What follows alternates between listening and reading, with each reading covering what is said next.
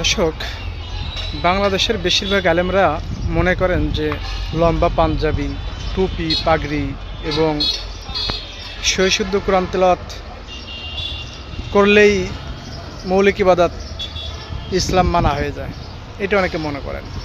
তাদের আলোচনা মাহফিলে কোরআন হাদিস বুঝে পড়ার বিষয়ে, কোরআন নিয়ে চিন্তা গবেষণার বিষয়ে কথা বলতে দেখা যায় না।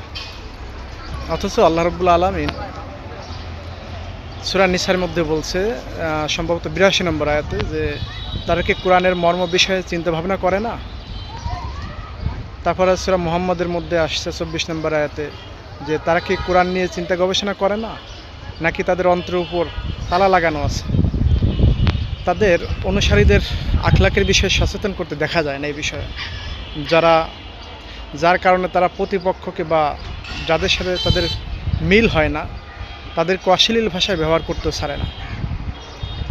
নিজেদের আচরণে রাসূল সাল্লাল্লাহু আলাইহি সাল্লামের সুন্নাহ এবং সাহাবাগণের অনুসরণ মোটেই খুঁজে পাওয়া যায় না তাদের মধ্যে। রাসূল সাল্লাল্লাহু আলাইহি সাল্লাম কোনোদিন কাউকে কঠিন ভাষা ব্যবহার করছেন এমন কোনো নজির আছে, এমন কোনো প্রমাণ আছে?